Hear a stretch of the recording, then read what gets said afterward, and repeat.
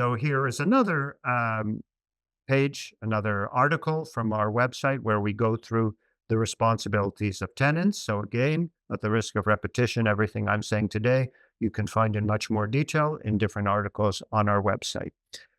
You have to take care of the apartment. So you cannot trash the apartment. You cannot damage the apartment. If you do damage it, you're moving some furniture and you put a big gash in the wall.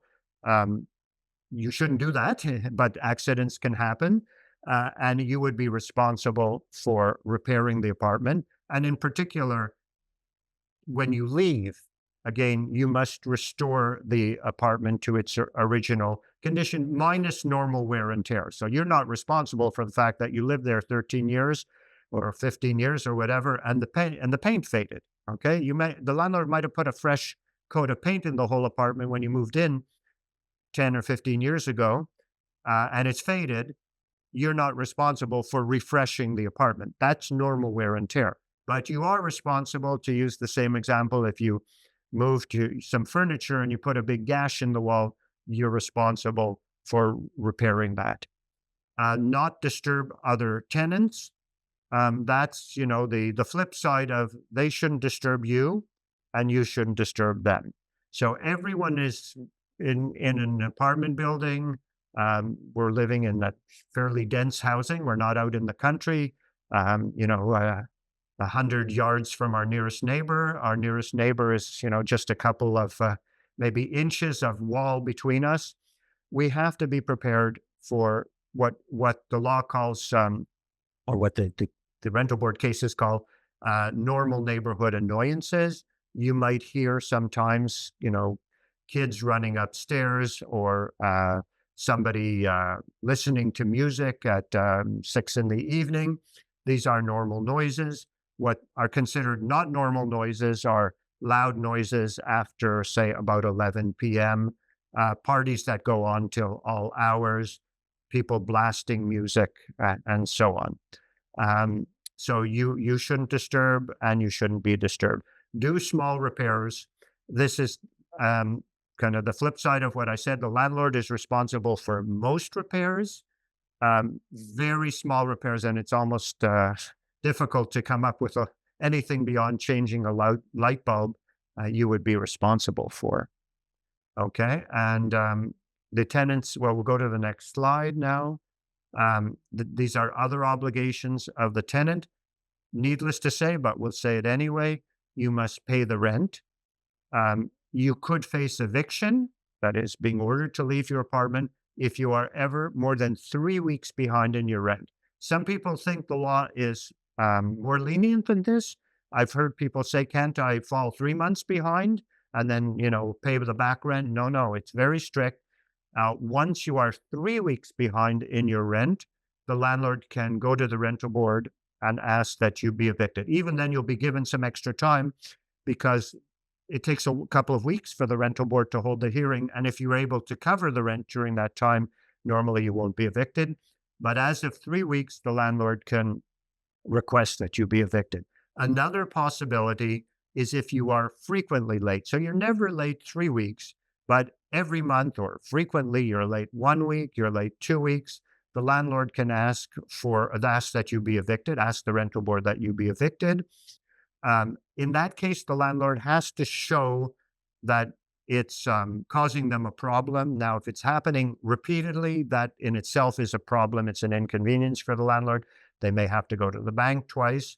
A very classic situation where the landlord can show it's a serious problem is if they're unable to make their mortgage payment and they've had penalties, for example, that the rental board will take very seriously, and it's very likely they will order eviction.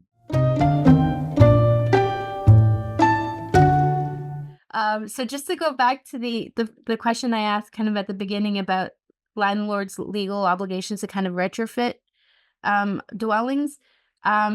Let's just take an example of safety features such as, bars on showers or railings or things like that. Do you need to get permission from your landlord to install things like that, or can you just go ahead and do them? You can actually install anything as long as you are willing and able to restore the wall, the room, the ceiling to its original condition once you leave. So let's take the shower bar. If you can install it, there's no problem, but you must be prepared to bear the cost later on of replacing the tiles that you had to drill into to restore the wall to what it was. Of course, people are, human beings can discuss things. The landlord may say, hey, that's a good thing that you're doing. And I'll be happy if you leave it. And that will save you the expense of replacing it and maybe come in handy for the next tenant. I mean, most people won't be bothered if there's a bar in their shower, even if they don't have to use it. So you can always negotiate. It doesn't really have to do with the topic, but it's a good question because I think a lot of people there's a lot of misinformation or disinformation, whichever. But when you sign a lease, do you have to pay the first and the last month? Okay. That's a very, very, very important question. Okay. And then I'm going to deal with it in two parts. Okay. The only thing the landlord can ask for is the first month's rent. So let's take an example. Today, October 15th, you sign a lease to move in November 1st. The landlord can ask you for November's rent. Okay? But that's the only thing the landlord can ask you, which leads me to the second part. Not only do you not have to pay the last month's rent, it's illegal in Quebec to ask for the last month's rent. So far from it being an obligation of the tenant, it's illegal of the landlord to ask it because the only thing they can ask is the first month's rent. They can't ask for a key deposit, they can't ask for a security deposit, and they can't ask for the last month's rent. And this, again, is very different from some other places. I know there are other places, whether Quebec provinces, whether US states, where it's perfectly fine for the landlord to ask for these extra things, not in Quebec. So that answers, I think, the question, but I'm going to add a bit of information because many people are kind of tricked into doing this and they only find out later. If, for example, you did pay the last month's rent, let's say you rented your apartment last year, you paid the so-called last month's rent, which you don't even know when it's going to be. Maybe you're going to stay in your apartment 10 or 15 years. You can say to the landlord, I just had a workshop with Éducaloi, and I found out that what you asked me for last year to pay the last month's rent is illegal in Quebec.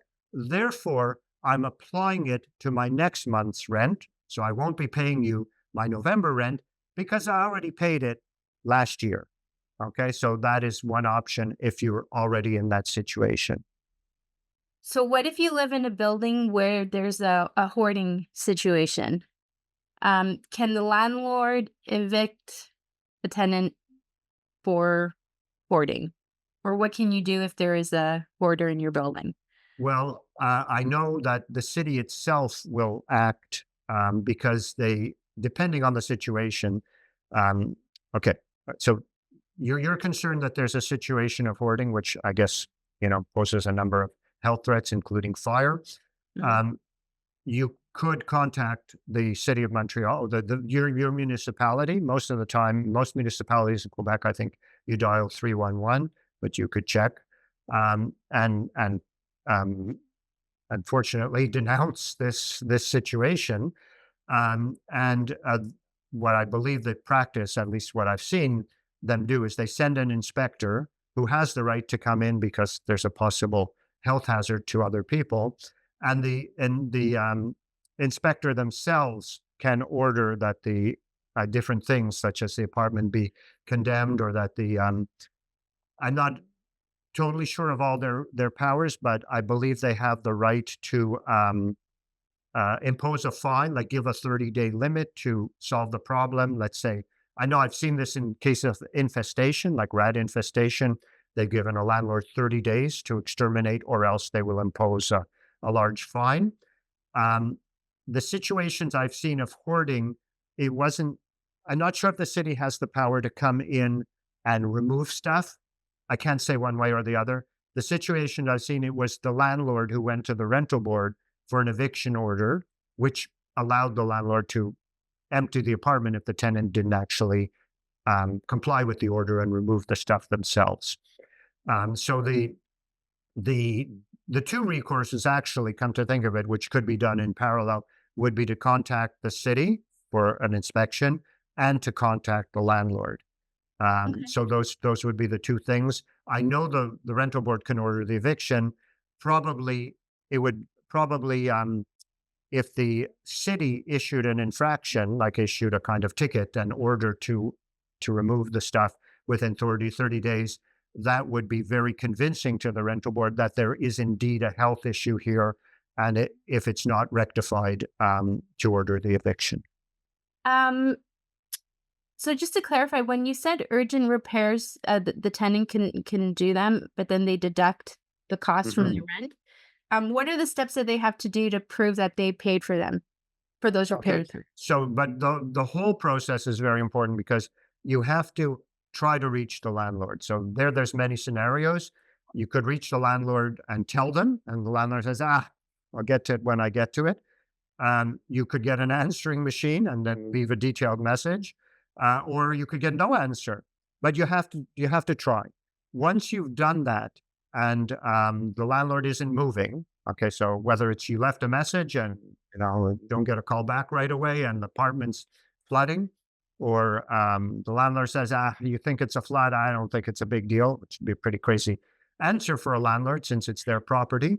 But we're giving different hypotheticals. You've done your part in informing the landlord. From then on, you can call a plumber, have them come, fix the pipe. The plumber, of course, will give you a written bill, and that's your proof that you paid the plumber. On the way, also, you can take a picture. It's a pretty good idea to take a picture, but a plumber is not going to say I repaired pipe in kitchen or whatever if there was nothing to repair. So that's on itself pretty good proof.